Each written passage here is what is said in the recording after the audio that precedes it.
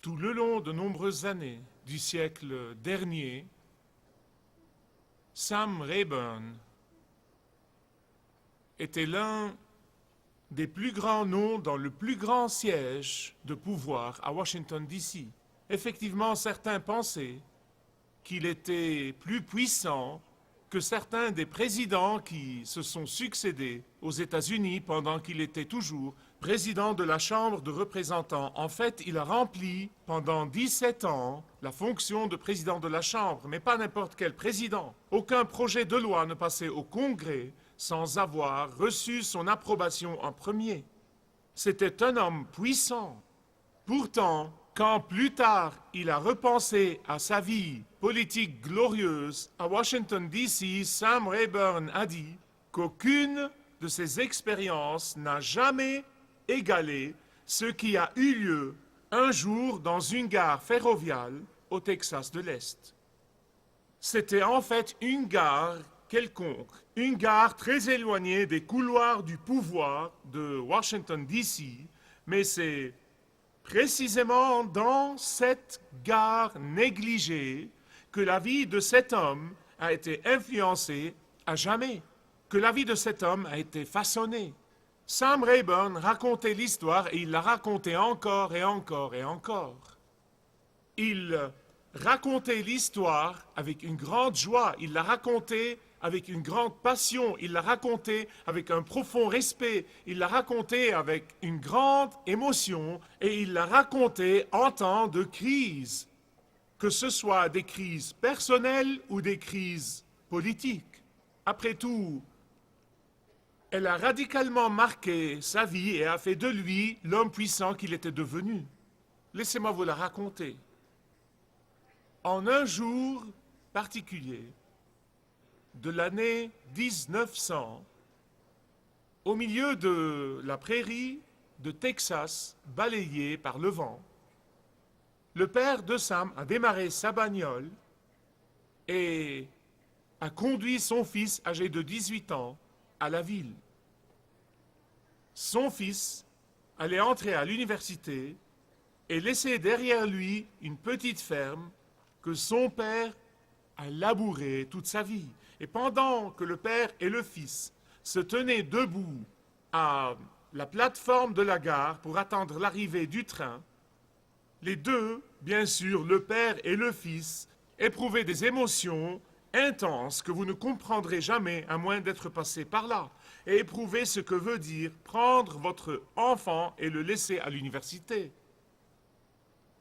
Ils se tenaient debout là sur la plateforme, et il y avait entre eux la valise de Sam, qui n'était en fait qu'un ballot de vêtements attaché avec une corde. Étant des hommes de leur génération, ils ne se sont pas dit « Je t'aime mon fils, tu vas me manquer mon fils » ou « Je t'aime papa, tu vas me manquer papa ». Le seul bruit qui a rompu le silence était celui du train qui arrivait à la gare.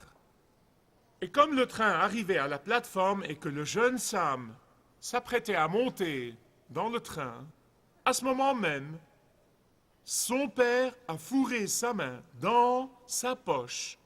Il a rentré sa main bien profondément dans sa poche et en a sorti une poignée de dollars. Il avait 25 billets de 1 dollar et il les a mis dans la main de Sam. Sam Rayburn raconte que seul Dieu qui voit du ciel savait comment son père et sa mère ont pu épargner autant d'argent.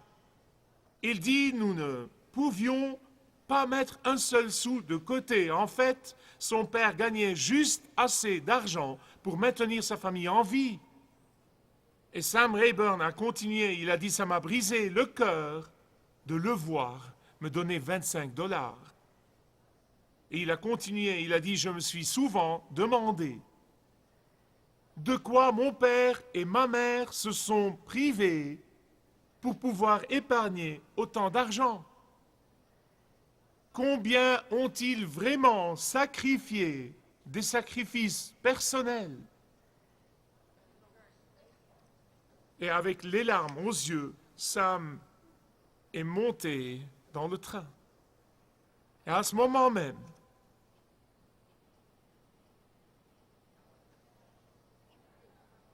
son père a étendu les bras et lui a pris sa main entre ses deux mains et l'a regardé et lui a dit 4 mots. Juste 4 mots. Sam, sois un homme. Sam, sois un homme. Évidemment, d'une perspective humaine, ce sont des moments qui peuvent être historiques. C'est le genre de moments qui peuvent changer la vie. C'est le genre d'actions qui peuvent influencer un homme et influencer son monde. C'est le genre de sacrifice matériel qui change des vies et vraiment change des destins.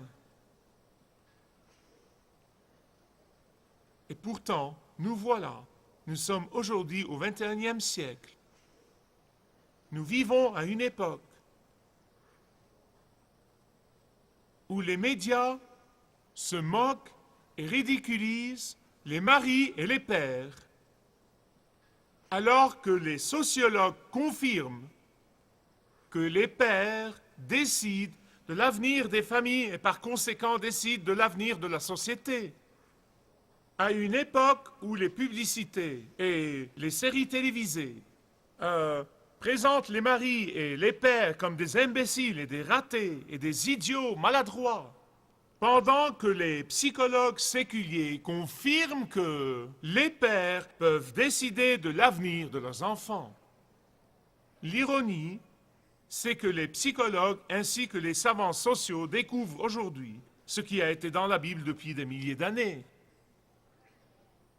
Sinon, pourquoi Dieu, quand il s'est révélé il y a 2000 ans au monde, est venu en la personne de son Fils?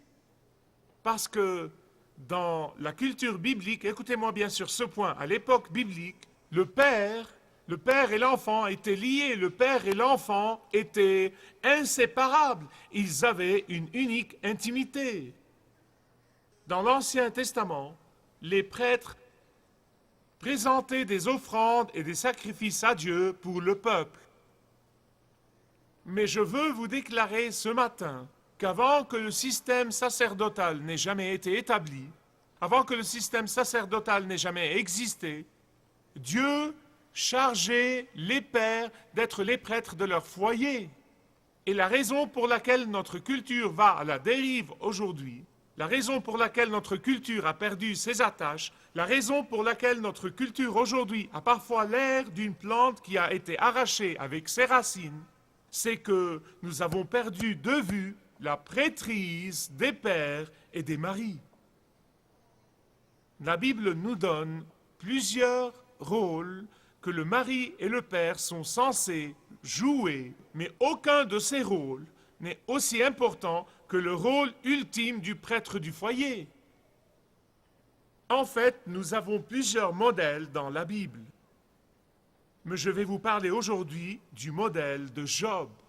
Job prenait son rôle de prêtre de la famille très, très au sérieux. Il jouait son rôle de prêtre de la famille fidèlement. Il faisait passer son rôle de prêtre de la famille avant tous les autres rôles. Il appréciait son rôle de prêtre de la famille. Il aimait son rôle de prêtre de la famille. Job se considérait en fait non seulement comme le pourvoyeur matériel de sa famille, mais encore son pourvoyeur spirituel. Non seulement comme le protecteur physique de sa famille, mais encore son protecteur spirituel. Non seulement comme le responsable de la discipline sociale de sa famille, mais encore de sa discipline spirituelle. Job se considérait non seulement comme le chef de la famille, mais encore comme le prêtre de la famille.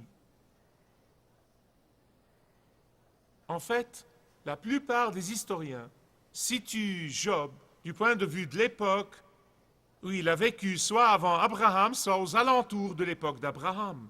Vous dites, Michael, qu'est-ce que ça change? Oh, c'est très très important, je vais vous montrer pourquoi. Vous dites, pourquoi est-ce important? C'est très important. Parce qu'il nous indique que la prêtrise paternelle de Job a été établie bien avant que Dieu ait établi la prêtrise en Israël. Vous dites, qu'est-ce que ça change? La prêtrise du mari et du père l'emportait sur la prêtrise d'Israël. La prêtrise du mari et du père devançait la prêtrise de l'Église. La prêtrise du mari et du père surpassait en fait la prêtrise liturgique. Le désir de Dieu a toujours été que les maris et les pères soient les prêtres de leur famille. C'est pourquoi c'est important. Vous voyez, le prêtre dans l'Ancien Testament était le médiateur entre Dieu et le peuple. Il portait le message du pardon de Dieu au peuple et il présentait les sacrifices du repentir du peuple à Dieu. Job était un homme vertueux. Job était un homme hautement estimé dans la société. Job était très respecté par ses employés. Job était un modèle idéal dans la société. Mais par-dessus tout, Job était passionnément le prêtre de son foyer. Vous dites, Michael, comment le sais-tu? Eh bien, de Job chapitre 1, des 5 premiers versets, où la parole de Dieu nous dit qu'il se levait tôt le matin et offrait des holocaustes pour chacun de ses enfants. Maintenant, rappelez-vous, il avait 10 enfants, 7 garçons et 3 filles. Et voici ce qu'il disait quand il offrait ses sacrifices. Peut-être mes fils ont-ils péché et ont-ils offensé Dieu dans leur cœur. Et voici le point clé. La Bible dit que Job faisait toujours ainsi.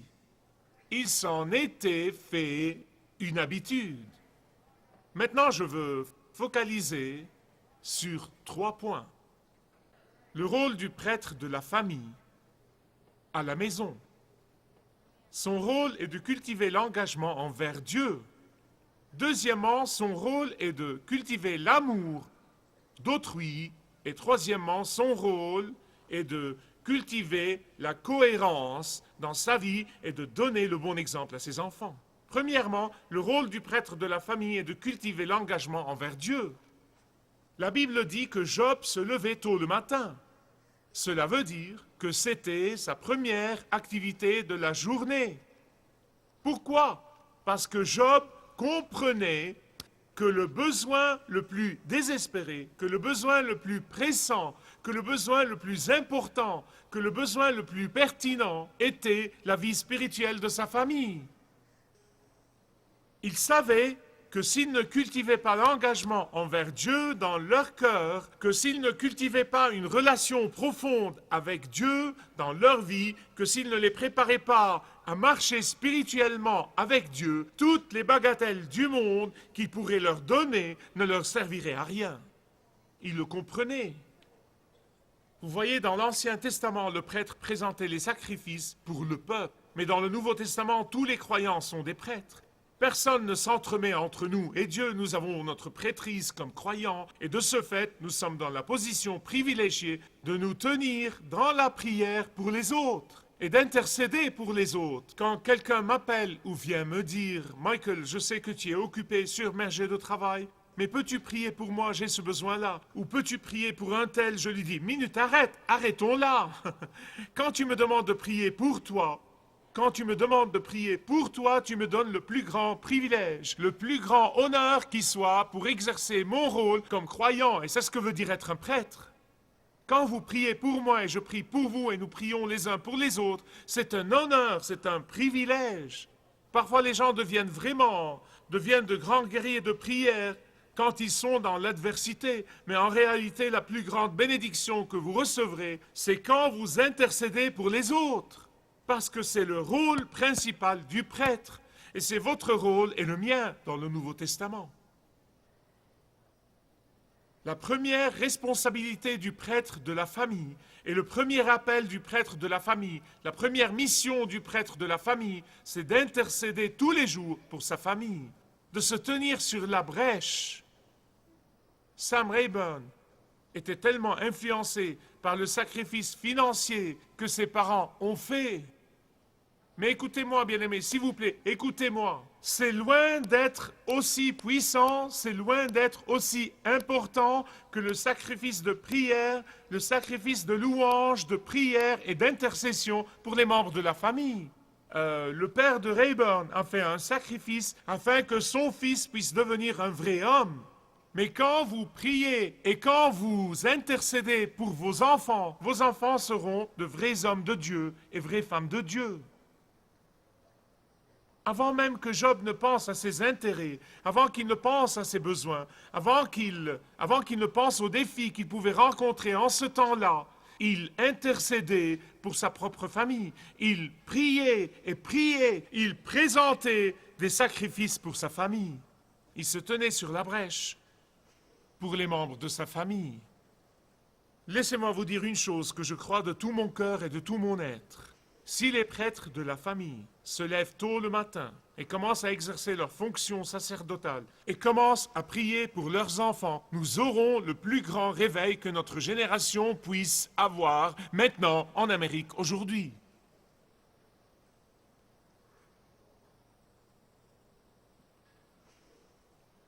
Je rends grâce à Dieu pour les merveilleux prêtres de famille dans cette église. Vraiment, je connais beaucoup d'entre vous et je sais à quel point vous prenez ça au sérieux. Et je sais à quel point vous cultivez l'engagement et je rends grâce à Dieu pour vous. Mais la deuxième chose, c'est cultiver l'amour d'autrui, verset 2. Job avait 7 fils et 3 filles. Et la Bible dit que ses fils faisaient des festins à tour de rôle et invitaient toute la famille. Question. De qui, à votre avis, ces garçons ont-ils appris à s'occuper les uns des autres? Comment ont-ils appris à faire ça? Oh, ils imitaient le prêtre de la famille. Ils imitaient le prêtre de la famille. Ils imitaient la compassion de papa. Ils imitaient papa qui cultivait consciencieusement chez eux l'amour d'autrui. Ils ont vu que le prêtre de la famille était généreux et ils sont devenus généreux. Ils ont vu que le prêtre de la famille était hospitalier et ils sont devenus hospitaliers. Ils ont vu que le prêtre de la famille était un leader et ils se sont élevés pour être des leaders. Ils ont vu que le prêtre de la famille était engagé envers sa famille et ils sont devenus engagés les uns envers les autres. Ils ont vu que le prêtre de la famille était accueillant et ils sont devenus accueillants les uns envers les autres. Ils ont vu que le prêtre de la famille aime voir les membres de sa famille communier les uns avec les autres et ils ont œuvré au renforcement de leurs liens familiaux, chacun à son tour. Ils s'entraidaient à briser les barrières dans la famille. Ils s'entraidaient à établir l'harmonie dans la famille. Le prêtre de la famille cultive l'engagement, il cultive l'amour d'autrui et troisièmement, il cultive la cohérence. Job a non seulement pris son rôle en tant que prêtre de la famille sérieusement, mais assurément, il écoutait sa famille. Il s'informait sur les membres de sa famille. Il savait ce qui se passait dans leur vie, comment aurait-il pu prier et intercéder pour eux autrement. Et la famille a vu la cohérence de Job. Il n'était pas quelqu'un en public et quelqu'un d'autre en privé. Maintenant, mes amis, écoutez avec soin, s'il vous plaît. La cohérence n'est pas la perfection. Ce n'est pas ce dont nous parlons. Vous dites, je ne suis pas parfait, vous n'êtes pas parfait, et je ne le suis pas non plus. Nul n'est parfait, c'est vrai, à part Jésus-Christ. Mais la cohérence est différente de la perfection. Ne confondez pas les deux.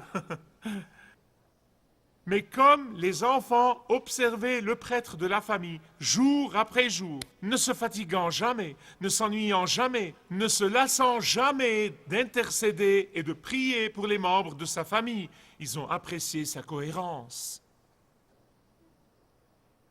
Sa famille le voyait constamment se repentir de ses péchés, constamment. Il le voyait constamment demander le pardon. Il le voyait constamment confessé ses péchés. Et ils ont appris la cohérence. Parmi tous les défis que j'ai rencontrés comme papa, et comme tous les papas, vous savez, les défis que vous rencontrez, je les ai rencontrés tous avec vous. Et avant vous, les jeunes papas qui sont ici aujourd'hui, j'ai rencontré les mêmes défis. Mais le plus grand défi pour moi, le défi le plus incroyable que j'ai jamais rencontré comme prêtre de la famille, l'avez-vous deviné? C'était de ne pas communiquer avec mes enfants comme si je leur prêchais. C'était mon plus grand défi. Ai-je réussi à 100%? Absolument pas. Mes enfants savent que je n'ai pas réussi à 100%, j'ai échoué beaucoup de fois. Donc, j'ai essentiellement eu recours à la seule chose que je pouvais réussir à 100%, avec 100% de succès. La seule chose que j'étais sûr que je pouvais faire avec 100% de succès, à savoir me mettre à genoux, prier et intercéder pour ma famille.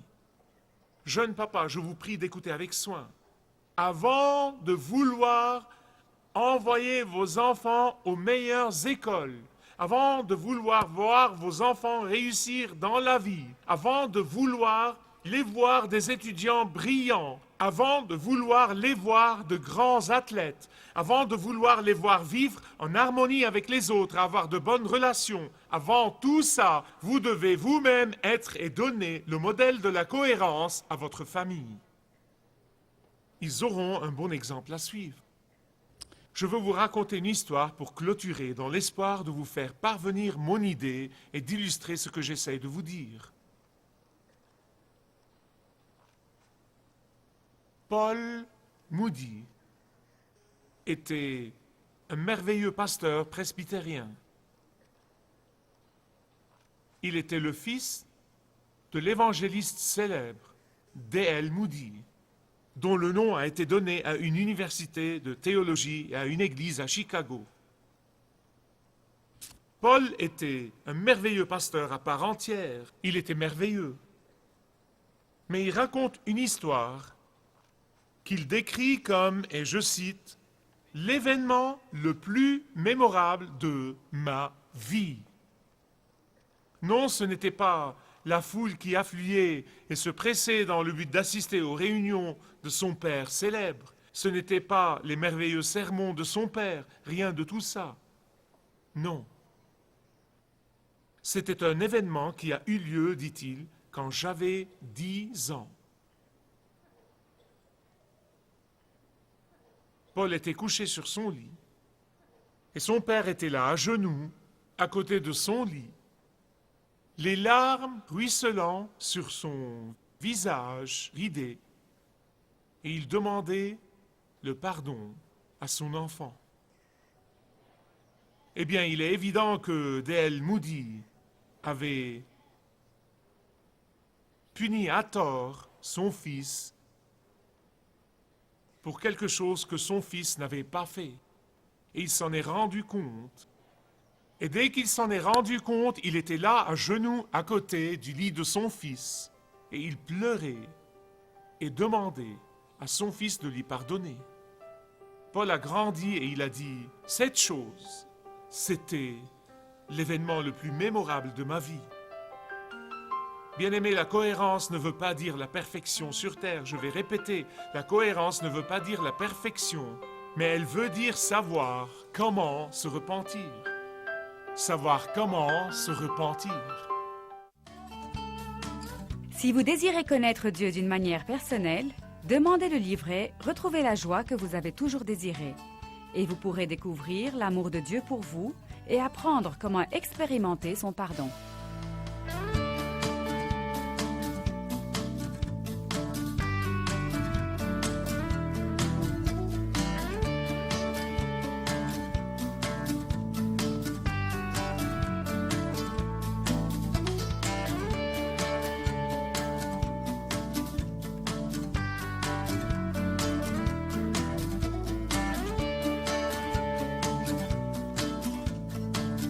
Si vous avez une relation personnelle avec Dieu et vous êtes intéressé à marcher plus intimement avec lui, demandez le livret 7 pas sur le chemin de la foi qui vous guidera dans une relation plus profonde avec votre Père céleste. Demandez votre livret gratuit.